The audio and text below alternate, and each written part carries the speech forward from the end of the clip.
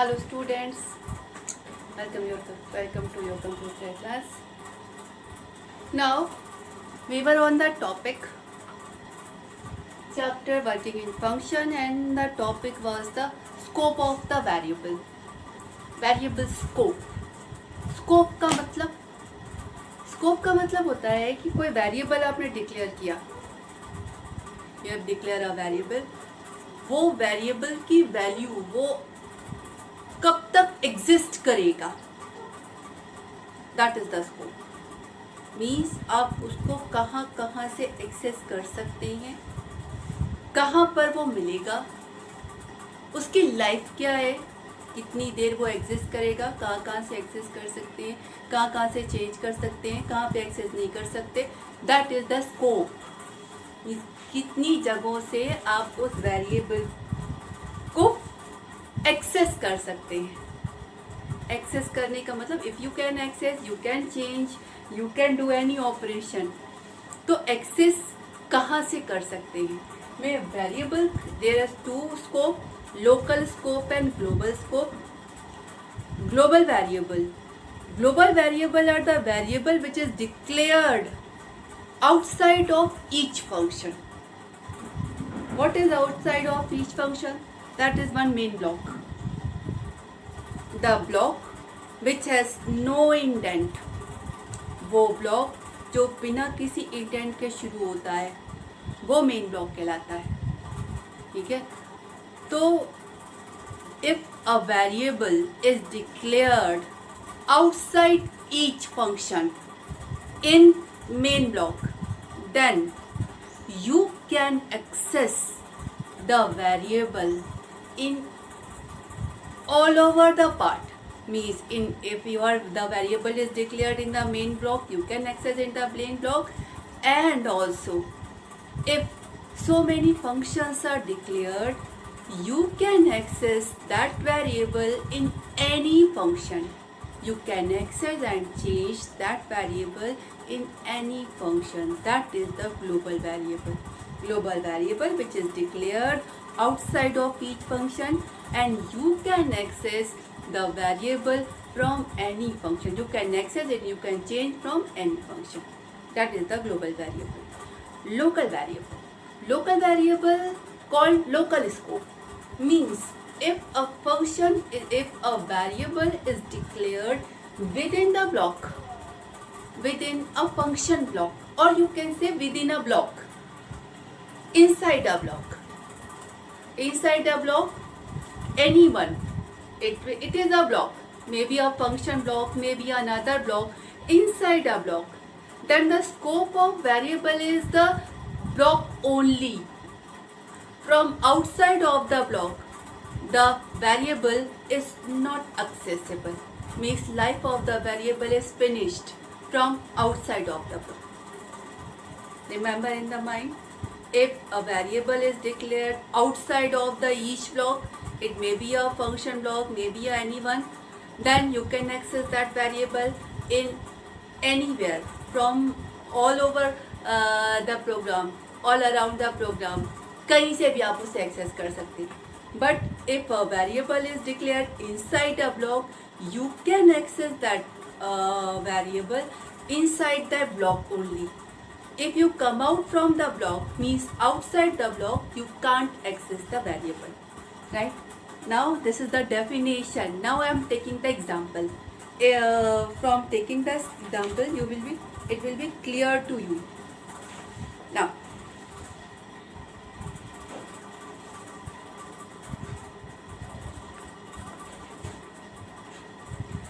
variable defined outside all function. Now first we'll take global variable.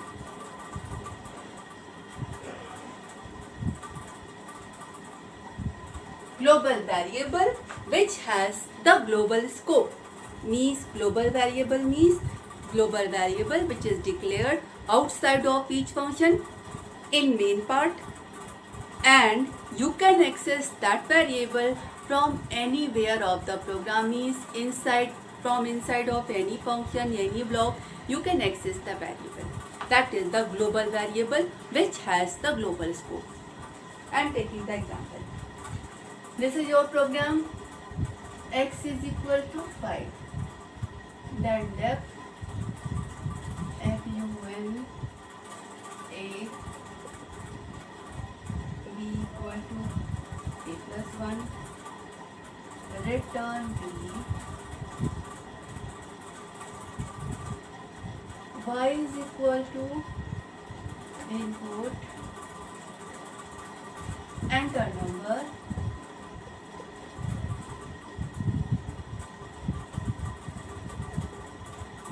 Z is equal to Y plus FUNC X. Print Z.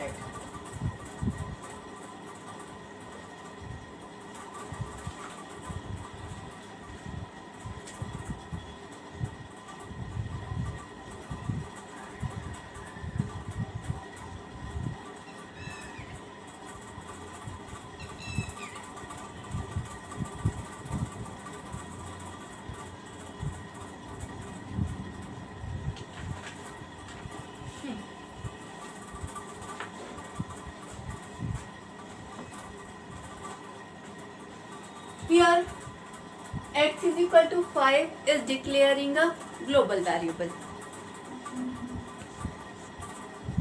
Now it has the global scope. The line which has no indent is called the main block. So this function is declared in the main block. उसके बाद एक function है जो एक parameter receive कर रहा है b is equal to a plus 1. जो भी वैल्यू रिसीव कर रहा है उसमें प्लस 1 ऐड कर रहा है और b को रिटर्न कर रहा है. y is equal to input number, y की एक value. This is again the main block. आपका प्रोग्राम कैसे चलेगा? सबसे पहले ये लाइन चलेगी, x इज इक्वल टू 5 ये डिक्लेयर हो गया. उसके बाद डेफ फंक्शन की इनर लाइन कब चलेगी? जब ये फंक्शन का कॉलिंग होगी. ठीक है. उसके बाद आई इधर, अब ये लाइन चलेगी, x डिक्लेयर्ड है, y डिक्लेयर्ड हुआ, y is equal to function of x.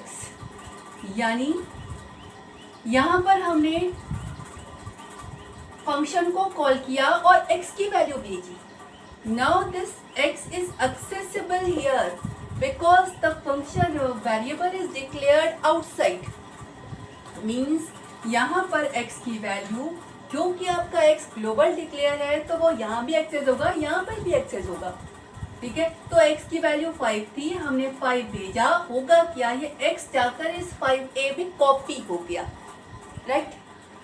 a plus 1 जो भी a की वैल्यू थी 5 प्लस 1 यानी 6, b में 6 असाइन हुआ, रिटर्न हुआ b यानी यहाँ पर वैल्यू आ गई 6. y जो हमने रीड किया हो उसमें 6 ऐड करके z में असाइन होगा और z को प्रिंट होगा. यहाँ पर जो बताना चाह रहे हैं कि x आपका यहाँ डिक्लेयर्ड है और you can access that x here because x is global. इस एग्जाम्पल में x को आप फंक्शन के अंदर एक्सेस नहीं कर रहे हैं, लेकिन अगर आप फंक्शन के अंदर एक्सेस करते तो भी आपको वो x एक्सेसिबल होता. क्यों? क्योंकि x एक ग्लोबल वेरिएबल है. ये x आपका यहाँ भी एक्सेस हो रहा है. x की वैल्यू 5 थी तो वो 5 यहीं पर मिलेगा. यहाँ पर अगर हम चेंज करते इनसाइड अ फंक्शन ब्लॉक तो भी x की वैल्यू वही मिलती है. Now one more.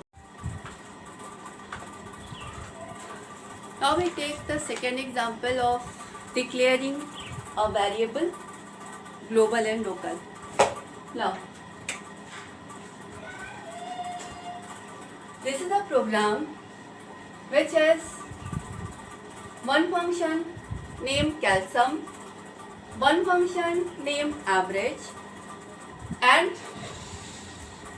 the variable, 3 variables are declared and calling the function average. पहला ये प्रोग्राम है जिसमें पहला फंक्शन है जो 3 वेरिएबल ले रहा है, तीनों का सम रिटर्न कर रहा है. दूसरा एवरेज नाम का फंक्शन है जो 3 वेरिएबल रिसीव कर रहा है और तीनों का एवरेज रिटर्न कर रहा है. अब अगर आपका प्रोग्राम रन होना शुरू होगा तो सबसे पहले इस लाइन पे आएगा. ठीक है. This is the function declaration. So it store the information कि यस कैल्सम नाम का फंक्शन है which it is taking the 3 parameter but does not start the execution from here. Inner block execute नहीं करेगा, वो अगले function पे आ जाएगा. Now again the second function called average, which is receiving 3 parameter. Then again it store the information that average is a function which is receiving 3 parameter but does not store any information, does not start the execution from here. Inner block execute नहीं करेगा. इसके बाद now this one, the line which has no indent means this is the inner block. अब आपका program run होना यहाँ से शुरू होता है. अब you are declaring 3 variables. देखिए वेरिएबल ऐसे तो आप डिक्लेयर करते हैं जब फर्स्ट टाइम किसी वेरिएबल में कोई वैल्यू डालते हैं तो वो वेरिएबल डिक्लेयर हो जाता है उस वैल्यू के साथ. ठीक है, तो num2, num3 and num1, num2 and num3 there are 3 variables जिसमें आपने रीड करके वैल्यू डाल रहे हैं. अब दिस इज द एनवायरमेंट. आपका ये आउटसाइड यानी मेन ब्लॉक है. आपके num1, num2 और num3 ग्लोबल वेरिएबल है. ग्लोबल वेरिएबल क्यों? क्योंकि ये सारे फंक्शन के बाहर डिक्लेयर हो रहे हैं मेन ब्लॉक के अंदर.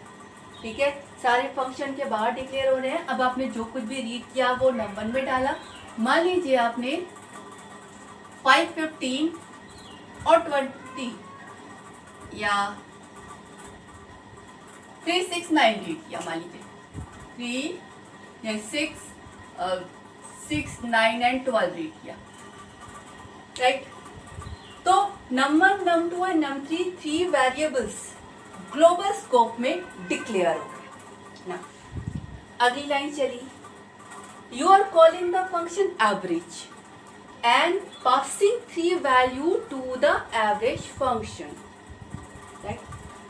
अब आपकी num1, num2 और num3 3 वेरिएबल्स की वैल्यू जाकर आपकी x, y, z में कॉपी हो जाएगी. That means x, y, z नाम के 3 वेरिएबल्स आपके एवरेज फंक्शन के स्कोप के अंदर डिक्लेयर है. मतलब एवरेज फंक्शन के इनर ब्लॉक में x, y, z नाम के 3 वेरिएबल्स हैं और आपके num1, num2 और num3 की वैल्यू जाकर इस x, y, z में कॉपी हो जाएगी.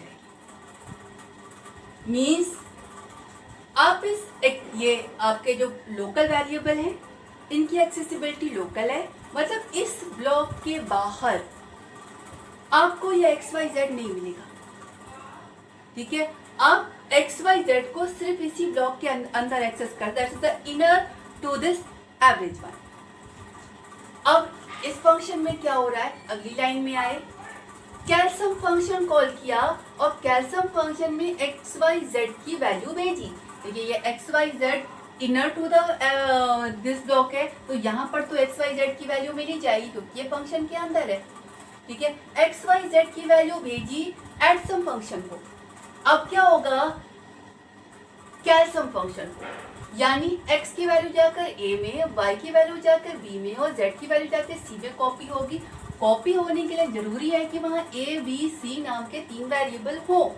ठीक है, यानी a, b, c नाम के 3 variable which has the inner block local variable of the function calsum. यानी इनकी एक्सेसिबिलिटी सिर्फ इसी फंक्शन के अंदर है. इस फंक्शन के बाहर आपको ये ए, बी, सी नाम के वेरिएबल नहीं मिलेंगे. ठीक है, क्या हुआ? 6 जाकर ए में जब कॉपी हो गया, 9 बी में और सी 12 कॉपी हो गया.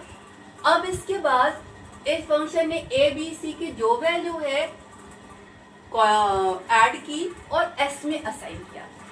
What will be the result? 21 plus 6, 27.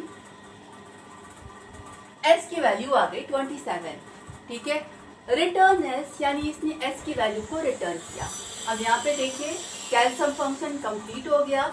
जो भी रिटर्न होके वैल्यू आई थी वो उसने एसएम नाम के वेरिएबल में असाइन कर दी. यहाँ पर एस की वैल्यू रिटर्न होके आई थी जो एसएम में यानी एवरेज फंक्शन के चौथे लोकल वेरिएबल में असाइन.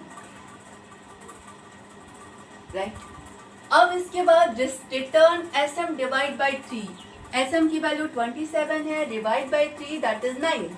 It is returning 9. अब यहाँ पर आप देख रहे हो ये फंक्शन रिटर्न हो गया, तो फिर से आप यहाँ पे आओगे और यहाँ पर आप जो रिटर्न हो के वैल्यू आई है सीधा उस वैल्यू को प्रिंट करा रहे हैं, यानी आप यहाँ पे प्रिंट हो जाएगा 9. Now the main thing, this number num2 num3 is declared global, means outside each function. This xyz variable is declared in the average function, means accessibility in the average function only. This a, b, c and s variable is declared in calcium function, means accessibility in calcium function only. इस x, y, z और sm को आप इस average function के बाहर access नहीं कर सकते. इस a, b, c और s फंक्शन को आप इस कैल्शियम फंक्शन के बाहर एक्सेस नहीं कर सकते.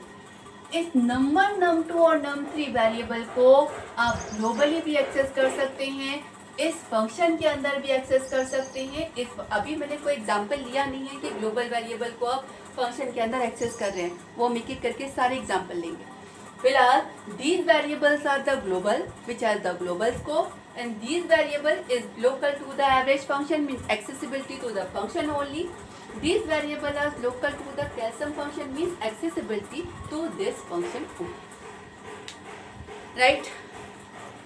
Remaining thing we'll take in the next class. Okay, thank you.